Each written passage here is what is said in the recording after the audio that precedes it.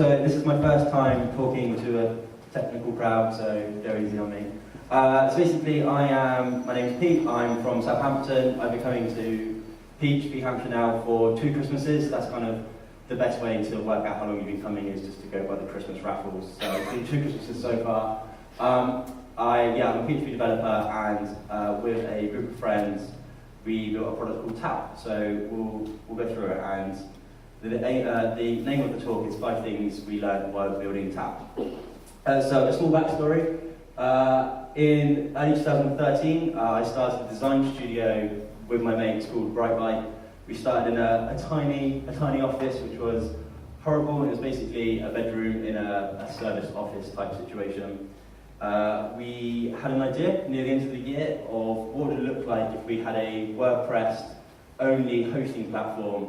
And that kind of came out of the fact that I didn't really want my front-end developer touching anything to do with our servers, because it was just bad times every time. So that was the idea. We put together the ideas, and within a few months we had an internal MVP, and we kind of worked that through.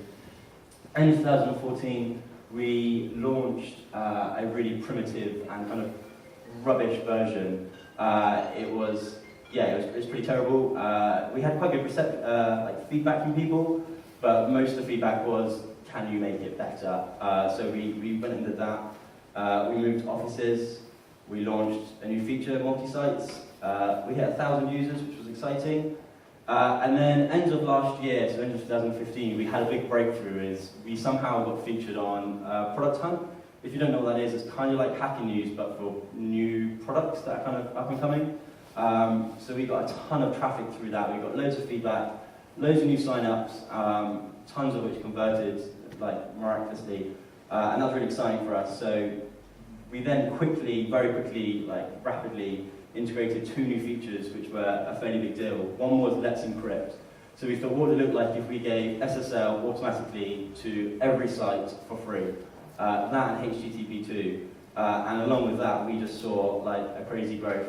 Within a few months, we gained a crazy number of sites, and for us, it was just kind of the starting point of where we wanted to be a year ago. So this is what Tap looks like. It's basically, it's a managed WordPress hosting platform for kind of your non-developer, but who thinks they're a developer, who probably spends more time in Code Canyon or Theme Forest than actually coding things.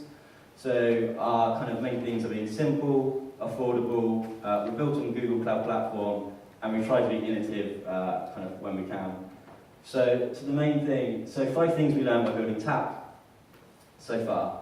The first one was have a single motto. So ours is managed WordPress hosting without the hassle. So if a feature is going to be too complicated for our less developer-inclined users, we tend to either not do it or we make it to a point where they can understand it. So for instance, SSL, we don't do any of the SSL keys or anything. We completely automate it from start to finish. They actually don't get a choice if they get SSL. It's completely automatic from when they sign up and when they bring over their domain with us. It's completely baked in. Same with backups. It's completely automatic. There's no kind of has it worked, has it not worked, it's completely there. And the last one we're trying to attack at the moment is MySQL. So rather than giving people access to PHPMyAdmin, which is likely to cause more support tickets than anything, we are kind of trying to work out a version where people have enough access, but not so much access they're going to hurt themselves. Number 2 was big product, small parts. So we quickly learned that by growing rapidly, you kind of end up with this massive code jumble of everything. And the easiest way we found to deal with that is to break everything into tiny parts. So billing is over there, support and hosting is all completely separate. And what we actually are doing now is we're turning them all into kind of RESTful APIs or just APIs in general.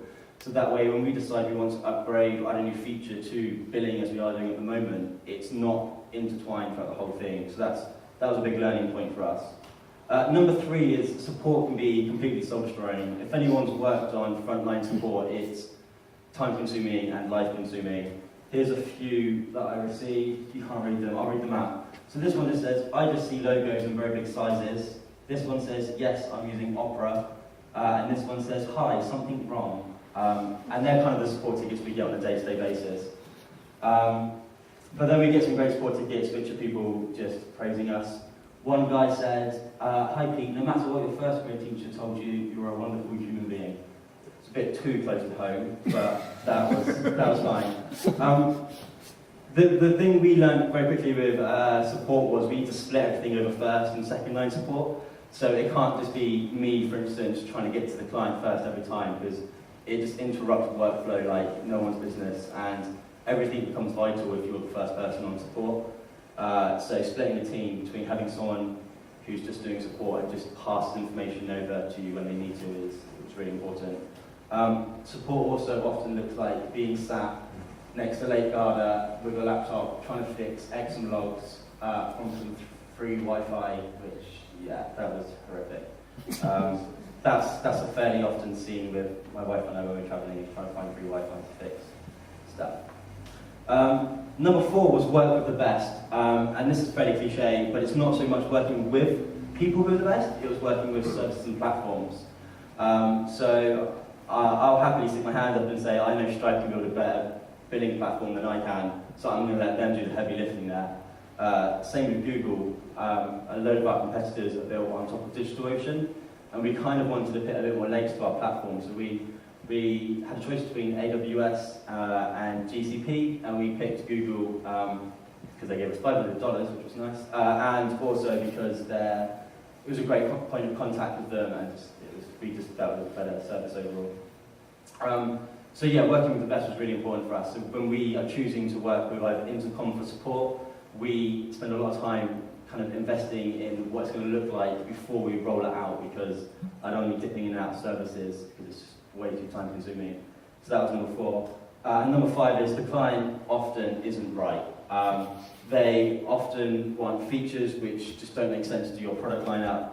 They are terrible at giving you support in regards to like feedback during support. They will tell you things which are just completely wrong, which is just amazing every time. I'm not quite sure how they do it, but they're really, really great at that. And for us, it's really important to go back to number 1 every time we have a client who's like, I really think you should just feature. A client came up to us, they came up to us because they were in America, but they sent a support ticket saying, why don't you have the feature of being able to async away from your service? And I was thinking, I can think of many reasons why we don't have that, because most people don't even know what that is. So yeah, it was just going back to number 1 to going, what's our focus, and let's not stray away from that too much, because development time is the most expensive time we have. So yeah, that was kind of the 5 things we learned was have a single motto, split it into small parts. Support is hard, but it's super important. Work with the best services you can, and the client is often alright, so trust your own instinct first. So yeah, that's what I have.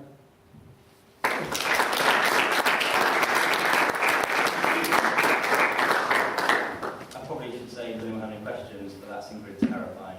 Does anyone have any?